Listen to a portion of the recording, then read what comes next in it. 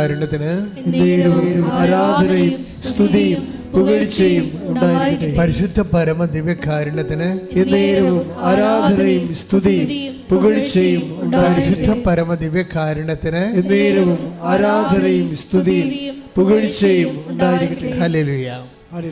Hallelujah hallelujah. നമ്മുടെ യേശു ജീവിക്കുന്നു. Hallelujah hallelujah. എൻ്റെ പ്രിയപ്പെട്ടവരെ, ആദ്യം നിങ്ങൾ മനസ്സിലാക്കേണ്ട ഒരു കാര്യം, ഇവിടെ തീർത്ഥാടനത്തിലിരിക്കുന്നവർ നിങ്ങളുടെ കാര്യത്തിലൊരു തീരുമാനമായിട്ടുണ്ട്. ശരിക്കും കൈയടിച്ച് കർത്താവിനെ ഹല്ലേലൂയ ഹല്ലേലൂയ. നമ്മുടെ യേശു ജീവിക്കുന്നു. Hallelujah hallelujah.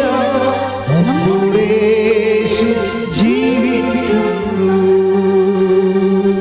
എൻ്റെ മക്കളെ, ആദ്യം ചെയ്യേണ്ടതേ നിങ്ങൾക്ക് കർത്താവിന് ഇതിൻ്റെ ഒരു ഇന്ധനം എന്ന് പറയണത് ദൈവസ്നേഹമാണ്. ഉടമ്പടിയിൽ കുറച്ചുകൂടി റിഫൈൻഡ് ലവ് ഓഫ് ഗോഡ് ആയിരിക്കും. നമ്മൾക്ക് ക്രൂഡ് ഓയിലും അല്ലേ, ക്രൂഡ് ഓയില്, അതുപോലെ തന്നെ ഡീസല്, പിന്നെന്താ പെട്രോള്, ഏവിയേഷൻ ഓയിൽ. അപ്പോൾ റിഫൈനിങ്ങിൻ്റെ ഒരു ഡിഗ്രീസ് ഓഫ് പെർഫെക്ഷൻസ് ഉണ്ട്. അപ്പോൾ ക്രൂഡ് ഓയിൽ എന്ന് പറയുമ്പോൾ അത് എന്തുമാത്രം റിഫൈൻ ചെയ്തെടുത്തിട്ടാണ് പിന്നീട് ഡീസലാക്കണത്. അതുപോലെ ലവ് ഓഫ് ഗോഡിലും ഇതുണ്ട്. ദൈവസ്നേഹത്തിലും ചിലരുടെ ദൈവസ്നേഹത്തിൻ്റെ നിലവാരം ക്രൂഡ് ഓയിലായിരിക്കും. ക്രൂഡ് ഓയിലിൻ്റെ കുഴപ്പമെന്ന് വെച്ച് കഴിഞ്ഞാൽ സാധ്യതയുണ്ട്, ഡീസലിൻ്റെ സാധ്യതയുണ്ട് ക്രൂഡ് ഓയിലിൽ, പെട്രോളിൻ്റെ സാധ്യത അതിൽ നിന്ന് എടുക്കാൻ പറ്റും. ഓക്കെ, ഏവിയേഷൻ വിമാനം വരെ പറപ്പിക്കാനുള്ള ഏവിയേഷൻ ഓയിൽ ക്രൂഡ് ഓയിലിൽ നിന്ന് എടുക്കാൻ പറ്റും, അത് സാധ്യതയാണ്. പക്ഷെ ഇപ്പോൾ ഒന്നും ഉപയോഗിക്കാൻ പറ്റത്തില്ല. ചില ദൈവസ്നേഹക്കാർക്ക് ഇങ്ങനൊരു കുഴപ്പം വരും. അവർക്ക് ദൈവസ്നേഹമുണ്ട്, പക്ഷേ ഇത് വർക്കിംഗ് കണ്ടീഷനിലല്ല. ദൈവസ്നേഹത്തിൻ്റെ കുഴപ്പം വെച്ച് കഴിഞ്ഞാൽ നമ്മൾ വെറുതെ സ്നേഹിക്കണമെന്ന് പറഞ്ഞാൽ ഏക്കത്തില്ല. കാര്യം ഏക്കാത്തതിൻ്റെ കാര്യം ദൈവം മനുഷ്യനല്ലാത്തത് കൊണ്ടാണ്.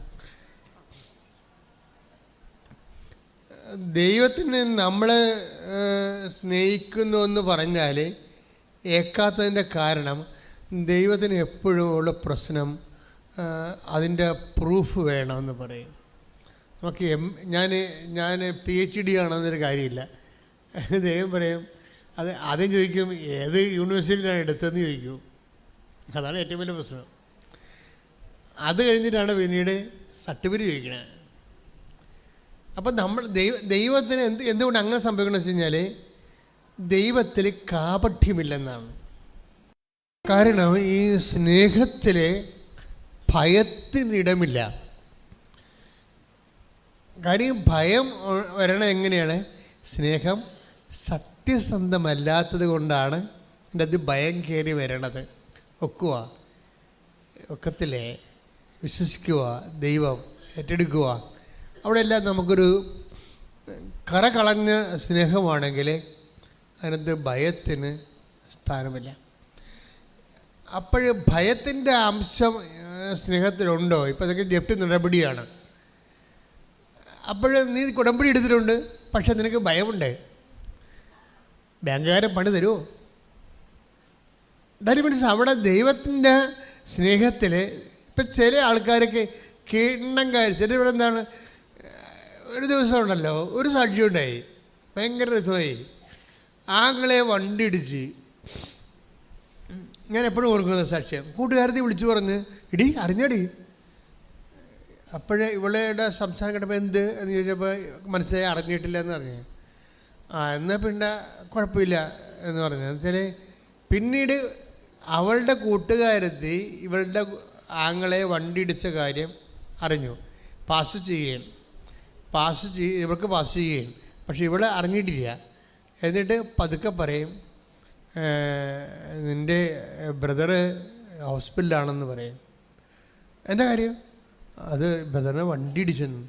അത് കുഴപ്പമില്ല, ഞാൻ ഉടമ്പടി എടുത്തിട്ടുണ്ടെന്ന് പറയും. ഇത് തന്നെ കണ്ട കറസ്പോണ്ടിങ് കണ്ട, പെട്ടെന്ന് ഭയമില്ല എൻ്റെ അടുത്ത്. വണ്ടി ഇടിച്ചതാണ്. ആ വണ്ടി കണ്ടാൽ, ഇടിച്ച വണ്ടി കിടപ്പുണ്ടവിടെ, അത് കണ്ടാൽ അത് യാത്ര ചെയ്ത ആളെൻ്റെ അടുത്ത് ഇല്ലെന്ന് ഉറപ്പാണ്. പക്ഷേ ഇവളെടുത്ത വായിക്കും പറയണത് എന്താണ്? സാരമില്ല, ഞാൻ ഉടമ്പടി എടുത്തിട്ടുണ്ടെന്ന് പറയും.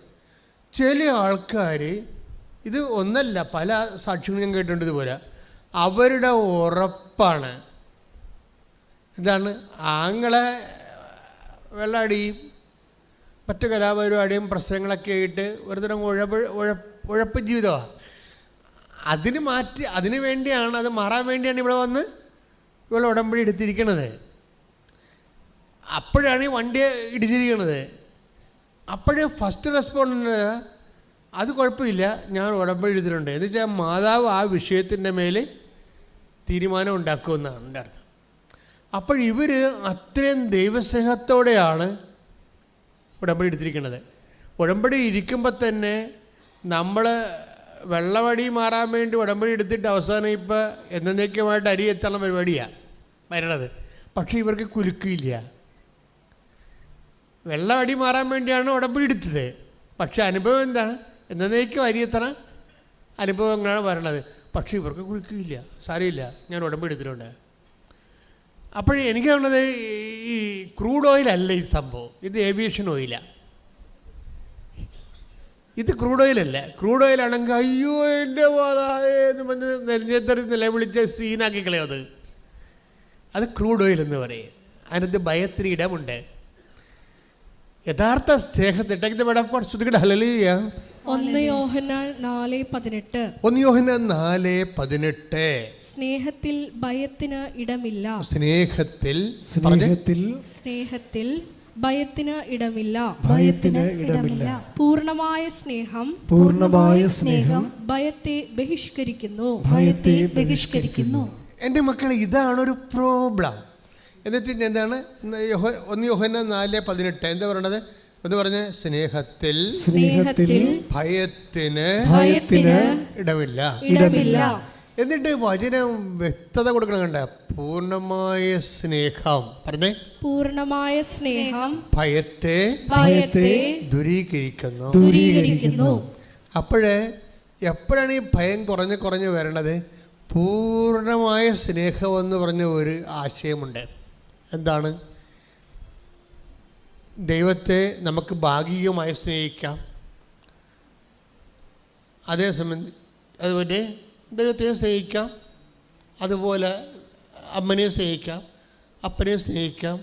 ഷെയർഡ് ലവ് ഉണ്ടാവും. ഷെയർഡ് ലവ് ദൈവത്തിന് അറിയാം ഇത് കാപട്യമുണ്ടെന്ന്. എന്നോട് പറഞ്ഞത് കാപട്യമെന്നാണ് പറഞ്ഞത്. ഭയമെന്ന് പറഞ്ഞതിന് പകരം കാപട്യമെന്നാണ് പറഞ്ഞത്. അതാണ് ഞാൻ ചോദിച്ചത്, അങ്ങനെ വചനം ഉണ്ടാകാൻ ചോദിച്ചതിൻ്റെ കാരണം അതാണ്. സ്നേഹത്തിൽ ഭയത്തിന് ഇടമില്ലെന്ന് വെച്ച് കഴിഞ്ഞാൽ, ഭയത്തിന് ഇടമുണ്ടെങ്കിൽ ആ സ്നേഹത്തിൽ കാപട്യമുണ്ടെന്ന് അർത്ഥം. ഇറ്റ് ഈസ് ഷെയർഡ് എന്ന് വെച്ചാൽ ഒരു ഓപ്ഷൻ വന്നാൽ ദൈവത്തിന് 1-ാം സ്ഥാനം. ഞാൻ ഇന്നലെ എൻ്റെ ഈ പട്ടത്തിൻ്റെ 23-ാം തീയതി ഇന്നലെ പട്ടത്തിൻ്റെ 39ാമത്തെ വർഷത്തിലേക്കുള്ള പ്രാർത്ഥനയായിരുന്നു ഇവിടെ നടന്നത്. അപ്പോൾ ഞാൻ എൻ്റെ മനസ്സിൽ പരിശുദ്ധാത്മ തന്ന ഒരു സംഭവം വെച്ച് കഴിഞ്ഞാൽ, ഞാൻ ചെയ്തുകൊണ്ടിരുന്ന സംഭവം, ദൈവം കഴിഞ്ഞാൽ സെക്കൻഡ് സ്ഥാനം ആർക്കാണ്? ആർക്കും ഇല്ല, അവിടെ ബ്ലാങ്കാണ്. തേർഡ് സ്ഥാനം ആർക്കാണ്? ആർക്കും ഇല്ല, ബ്ലാങ്കാണ്. ഞാൻ 16 വരെ എണ്ണിയിട്ട് ആർക്കും ഇല്ല. നിങ്ങളെത്ര എണ്ണണ്ട കേട്ട, ഭർത്താവ് ചിലപ്പോൾ പടരിയിരിക്കും. അതെന്ത് പ്രോബ്ലം വെച്ച് കഴിഞ്ഞാൽ, ഏതെങ്കിലും ഒരു സമയത്ത് നമ്മൾക്ക് നഷ്ടപ്പെട്ടിട്ട്, അതായത് നമ്മൾക്ക് ഈ ഭക്തി കൊണ്ടോ പ്രാർത്ഥന കൊണ്ടോ ഒരു പ്രയോജനവുമില്ല എന്ന് ദൈവം നമ്മളെ ബോധ്യപ്പെടുത്തുന്ന കുറേ ദിവസങ്ങളുണ്ടാവും. അത് അവരത് ഇത്തിരി സൂക്ഷിച്ച് കൈകാര്യം ചെയ്യേണ്ടതാണ്. നമ്മുടെ ആധ്യാത്മിക ജീവിതം കൊണ്ടോ നമ്മളുടെ കമ്മിറ്റ്മെൻറ്റ് കൊണ്ടോ നമ്മുടെ പ്രാർത്ഥനാ ജീവിതം കൊണ്ടോ വിശ്വാസം കൊണ്ടോ നമുക്കോ ദൈവത്തിനോ ഒരു പ്രയോജനമില്ല. And it is A waste. ഇതൊരു വേസ്റ്റാണ്. പ്രാർത്ഥന ഒരു വേസ്റ്റാണ്, വിശ്വാസം ഒരു വേസ്റ്റാണ് എന്ന് തോന്നണ കുറേ സീറോ ഹവേഴ്സ് നമ്മുടെ ആധ്യാത്മിക ജീവിതത്തിലുണ്ടാവും. എന്തോന്നിനാണ് പ്രാർത്ഥിക്കണത്, പ്രാർത്ഥിച്ചിട്ട് എന്നാ ഉണ്ടാക്കി, എന്താ ഉണ്ടായി, എന്ത് കാര്യം, അങ്ങനെ നമുക്ക് തന്നെ തോന്നും. ആരോടും പറയത്തില്ല. നമ്മൾ പുറത്ത് പറഞ്ഞാൽ നമ്മുടെ കുഞ്ഞുങ്ങളുടെ വിശ്വാസം പോകും. അത് കാരണം നമ്മൾ പറയത്തില്ല.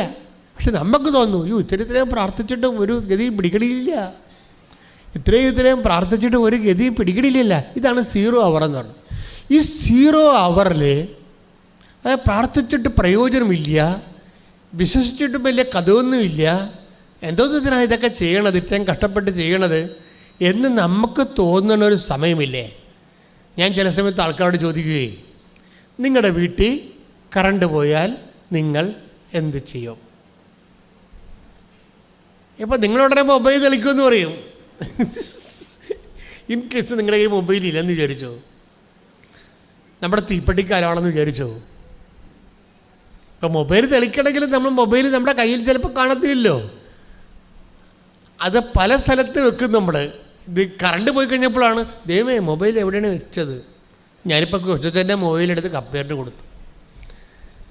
കൊച്ചൻ മൊബൈൽ അവിടെ കണ്ട് വെച്ചുകൊണ്ട് പോയിരിക്കുന്നു. അപ്പോൾ എന്താ സംഭവിച്ചതെന്ന് വെച്ച് കഴിഞ്ഞാൽ, ചില സ്ഥലത്ത് മൊബൈൽ വെക്കണ സ്ഥലം നമ്മൾ മറന്നു പോകും. അപ്പോൾ നമ്മൾക്ക് കറണ്ട് വന്നാൽ ഈ മൊബൈലിൽ ലൈറ്റ് തെളിക്കാമെന്ന് വിചാരിച്ചാൽ, അപ്പോൾ നമ്മൾ ഇരുട്ടത്ത് നിന്നുകൊണ്ട് എവിടെയാണ് മൊബൈൽ വെച്ചത്, എവിടെ കട്ടിൻ്റെ അടിയിലാണോ, കറണ്ട് തലയുടെ അടിയിലാണോ വെക്കണത്, അല്ല മണ്ട മുകളിലാണ്, എവിടെയാണ് മേശപ്പുറത്തായിരിക്കുക, എവിടെ ഒക്കെ കൺഫ്യൂഷനായിപ്പോയി. ഈ കേസ് നിങ്ങൾക്ക് കൺഫ്യൂഷൻ ഒന്നും ഇല്ലെന്ന് വിചാരിച്ചോ. നിങ്ങൾ വീട്ടിലാണെങ്കിൽ പക്ക പവർ കട്ട്, തരിമ്പ് വെളിച്ചമില്ല, നിങ്ങൾ എന്ത് ചെയ്യും? നിങ്ങളുടെ മൊബൈൽ ഇരിക്കണത് കട്ടിലല്ല മേശപ്പുറത്താണെന്ന് വിചാരിച്ചോ, അല്ലെങ്കിൽ പല സ്ഥലത്താണ് ഇരിക്കണത്. മേശപ്പുറമുണ്ട്, കട്ടിലുണ്ട്, ഇനി അടുക്കളയിൽ തന്നെ നിങ്ങൾ മൊബൈൽ വെക്കണം, നാഴിയുണ്ട്, എവിടെയൊക്കെയാണ്. നിങ്ങൾ ഇരുട്ടത്ത് ഒന്ന് മൂച്ചയുടെ ചിന്തിച്ച് നോക്കിയേ. അത് തന്നെ കട്ടിലേ പോയി ഇരുട്ടിൽ തപ്പി കട്ടിലേ പോയി, അവിടെ ഇല്ല. തപ്പി നോക്കി, അവിടെ ഇല്ല. പിന്നെ തപ്പി വന്ന് നമ്മൾ മേശപ്പുറം വന്ന് വലിപ്പ് നോക്കി, അവിടെ തപ്പി ആരുമില്ല. അന്ധൻ്റെ യാത്രയല്ലേ. പിന്നെ തിരിച്ച് അടുക്കളയിൽ വന്ന് നായിടം നോക്കി, ദൈവമേ എവിടെയെന്ന് ചേർന്നു. അപ്പോഴീ ഈ യാത്ര അവസാനം നിങ്ങൾ മൊബൈൽ കണ്ടെത്തണമെന്ന് കറണ്ട് വരും, അത് വേറെ വിഷയം. അപ്പോഴാണ് നിങ്ങൾക്ക് മനസ്സിലായത് ഈ മൊബൈൽ വെക്കുന്ന സ്ഥലം വേണമെന്നൊക്കെ നിങ്ങൾ വിചാരിക്കും. പക്ഷേ അതല്ല എൻ്റെ വിഷയം. എൻ്റെ വിഷയം നിങ്ങളുടെ യാത്രയിൽ, ഈ വീട്ടിൽ നിങ്ങൾ നടന്ന യാത്രയിൽ, വിശ്വാസ യാത്രയെന്ന് പറയണത് വെളിച്ചം ഉണ്ടായപ്പോൾ നടന്നതല്ല, വെളിച്ചമില്ലാഞ്ഞപ്പോൾ നടന്നതാണ്. ഇല്ലാത്തപ്പോൾ, കുടുംബത്തിൽ വെളിച്ചമില്ലാത്തപ്പോൾ വെളിച്ചമുള്ളതുപോലെ നടന്നില്ലേ? ഇതുപോലെ തന്നെ വിശ്വാസത്തിൻ്റെ വെളിച്ചം മൊത്തം പോവും. അധികം പെട്ടെന്ന് ഇപ്പം ഞാൻ ഹൈ റേഞ്ചിൽ ധ്യാനിപ്പിച്ചപ്പോൾ ചുമ്മാ ഒരു വീട്ടിലാണ് കുർബാന ചൊല്ലിയത്, ഡക്ലസിൻ്റെ. അപ്പോൾ വീട്ടിൽ കുർബാന ചൊല്ലിയപ്പോൾ ശബ്ദം പറയല. അപ്പോൾ ഞങ്ങൾ ഇരുന്ന് കുർബാന ചൊല്ലുകയാണ് അവിടെ, മധ്യസ്ഥ പ്രാർത്ഥനക്കാർ ഇരുന്ന് കുർബാന ചെല്ലുന്നതിനിടക്ക് ഒരു 4-5 പ്രാവശ്യം കറണ്ട് പോയി. അപ്പോൾ ഞാൻ ഡക്ലസ് വന്നപ്പോൾ ചോദിച്ചു, ഡക്ലസ് അവിടെ ഇരിപ്പുണ്ട്, കുർബാന കഴിഞ്ഞപ്പോൾ ചോദിച്ചു, ഡക്ലസ് എന്താ എപ്പോഴും കറണ്ട് പോകണില്ല? അപ്പോൾ എന്നോട് രച്ച, ഇത് നിങ്ങളുടെ തീരദേശമല്ല, ഹൈ റേഞ്ചാണ്. ഒരു പോസ്റ്റ് താഴെ ഉണ്ടെങ്കിൽ വേറെ ഒരു പോസ്റ്റ് മുകളിലാണ് കിടക്കുന്നത്, അതിൻ്റെ അടുത്ത പോസ്റ്റ് വേറെ സ്ഥലത്ത് വേറെ ലെവലിലാണ് കിടക്കുന്നത്. ഇതിൻ്റെ ഇടയ്ക്ക് ഒരു 10,000 മരങ്ങൾ വളർന്നിട്ടുണ്ടാകും. കാറ്റാണെങ്കിൽ എവിടുന്ന് വരും, എങ്ങോട്ട് പോകുമെന്ന് കർത്താവ് പറഞ്ഞ പോലെയുള്ള കാറ്റാണ്. എപ്പോഴും മരത്തെ മുട്ടിയും ടച്ച് വെട്ടാതെയും അവിടെയൊക്കെ കയറി വെട്ടാൻ തന്നെ പാടാ. അത്രയും കഷ്ടമാണ്. ഇങ്ങനെ എപ്പോഴും കറണ്ട് ഇങ്ങനെ മുട്ടി പോകും. ഇപ്പം എങ്ങനെയാണെന്ന് എനിക്ക് അറിയാൻ പാടില്ല. പക്ഷേ ഇതുപോലെ നമ്മുടെ ജീവിതത്തിൽ ചില സമയത്ത് ഹൈ റേഞ്ച് പോലെ ഇരിക്കും. പെട്ടെന്ന് വിശ്വാസത്തിൻ്റെ കറണ്ട് പോകും. ജപ്തി നടപടി വന്നു കഴിയുമ്പോഴുണ്ടാകും, മരുമകൻ വെള്ളമടിച്ച് അടിയുണ്ടാക്കി പ്രശ്നമുണ്ടാക്കി, മകൾ അവനുമായിട്ട് കോർത്ത് അവൾ ചോരയും മാറ്റി അവനെ ഉപേക്ഷിച്ച് പറഞ്ഞ് വീട്ടിൽ വന്ന് നിൽക്കും. ഇന്നലെയാണ് ജപ്തി നടപടി വന്നത്, ഇന്നലെ കെട്ടിച്ചു വിട്ട ആൾ വീട്ടിൽ വന്നത്. അപ്പോൾ പടുപടാന്നിങ്ങനെ ഇടിവെട്ടും മിന്നലും ഒക്കെ ഉള്ള കാരണം കറണ്ട് പോയി നിൽക്കും. അപ്പോൾ നമ്മൾ പറയും കർത്താവേ പ്രാർത്ഥിച്ചിട്ട് ഒരു പ്രയോജനമില്ലല്ലോ. അപ്പോൾ ഭർത്താവ് തന്നെ വിളിക്കും, നീ ദൈവത്തെ തന്നെയാണ് വിളിക്കണത് പിശാച് എന്ന് പറയുന്നത്. അപ്പോൾ നമ്മൾക്ക് ആകപ്പാട് ഈ വീടിന് വേണ്ടി പ്രാർത്ഥിക്കുന്നത് നമ്മളാണ്. നമ്മുടെ പ്രാർത്ഥനയെ ഉപജീവിച്ച് ജീവിക്കണ ജീവിതങ്ങളാണ് മക്കളുടേത്. അമ്മ പ്രാർത്ഥിക്കും എന്ന് ഭാര്യ പ്രാർത്ഥിക്കും എന്ന് ഭർത്താവ് പറയും, മക്കളും പറയും. പക്ഷേ ഇപ്പം അവർക്ക് വിശ്വാസം പോലും പോയി, നമ്മൾ പ്രാർത്ഥിക്കുന്നുണ്ടോ ഇല്ലയോ എന്നൊക്കെ. പണ്ട് ഞാൻ വള്ളക്കാരുടെ പ്രാർത്ഥന നടത്തുമ്പോൾ, ഇപ്പം വള്ളക്കാരുടെ പ്രാർത്ഥന ഇവിടെ അതിനുള്ള സിറ്റുവേഷൻസ് കുറവാണ്. പണ്ട് അവർക്കൊരു ദിവസം കൊടുക്കുമായിരുന്നു. അപ്പോഴേ ചില വള്ളക്കാർക്ക് പണി കിട്ടത്തില്ല, കുറച്ച് പേർക്കെങ്കിലും പണി കിട്ടാതെ വരും. അപ്പോഴുണ്ട് 2 പ്രാവശ്യം ആ വള്ളത്തിന് പണി കിട്ടിയില്ലെങ്കിൽ ഒരു സമയത്ത് വള്ളത്തിലുള്ള എല്ലാ ആൾക്കാരും വണ്ടി കയറി എൻ്റെ അടുത്ത് വരും. ഞങ്ങളൊരു കാര്യം തിരക്കാൻ വേണ്ടി വന്നതാണ് അച്ഛാന്ന് പറയും. ഞാൻ പറഞ്ഞു എന്താണ്? ഞങ്ങൾ ഇന്ന ആളെയാണ് വള്ളത്തിൻ്റെ ഇവിടെ ഉള്ള കാര്യം തിരക്കാൻ വേണ്ടി പ്രാർത്ഥിക്കാൻ വേണ്ടി അച്ഛൻ്റെ അടുത്ത് വിട്ടണത്. അയാളിവിടെ വരുന്നുണ്ടായില്ലേ? അതാ ഞങ്ങൾ കൊടുക്കണ കാശിന് നിറച്ചിടാതെ അയാൾ വെള്ളം അടിച്ച് വല്ല കലാപരിപാടിക്ക് പോയിരിക്കുകയാണ്. അതാണ് അവരൊന്ന് കാര്യം അറിയാണ് അച്ഛൻ യേശോന്ന് പറയുന്നത്. അത് അവരുടെ വിശ്വാസം കുറഞ്ഞ്, അതാണ് അതിൻ്റെ കാര്യം. ഇതുപോലെ നിങ്ങൾ കുടുംബത്തിൽ 1 by 1 ആയിട്ട് ഓരോ വിഷയങ്ങൾ സംഭവിക്കുമ്പോൾ കുടുംബത്തിലുള്ളവർക്ക് വരെ ഇത്രയും നാൾ നിങ്ങളിൽ വിശ്വസിച്ചിരുന്ന, നിങ്ങളുടെ പ്രാർത്ഥനയിൽ വിശ്വസിച്ചിരുന്നവർക്കും പോലും ഒരു ചഞ്ചല പേടി. നീ പ്രാർത്ഥിക്കുക തന്നെയാണ്, അതെങ്ങനെയാണ്? അവിടെ എപ്പോഴും മരുമകളുടെ കടുത്തേക്ക് അറിയുകയില്ലേ? അതാണ് ഭർത്താവ് പറയണത്. അപ്പം നീ പ്രാർത്ഥിക്കാൻ തന്നെയാണ് കൃപാസനത്തിൽ പോകണമെന്ന് ചോദിക്കുമ്പോൾ ഭർത്താവ് തന്നെ പറയും അവളെ ഉടമ്പടി എടുക്കും, മരുമകളുടെ കടുത്തേക്കിലും കയറും, പിന്നെ എങ്ങനെയാണ് ശരിയാകണത്? അപ്പം നമ്മൾക്ക് ഗ്രിപ്പ് പോയിക്കൊണ്ടിരിക്കുകയാണ്. എന്തെങ്കിലും സംഭവിക്കുമ്പോൾ ഗ്രിപ്പ് പോകുമ്പോൾ നമുക്കറിയാമല്ല, ഒരു സ്ഥലത്ത് നടന്നു പോകുന്ന മറ്റ് പല സ്ഥലത്ത് നടന്നു പോരും. അതാണ് കുഴപ്പം.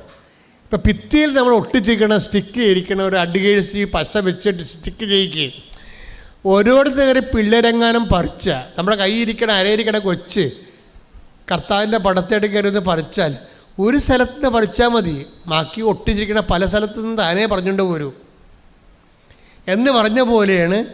ഗ്രിപ്പ് ഒരെണ്ണം വിട്ടാൽ പല സ്ഥലത്തുനിന്നും വിട്ടിരിക്കണം. വിശ്വാസത്തിൻ്റെ ഗ്രിപ്പ് ഒരിടത്ത് വിട്ടാൽ പലയിടത്ത് വിടും.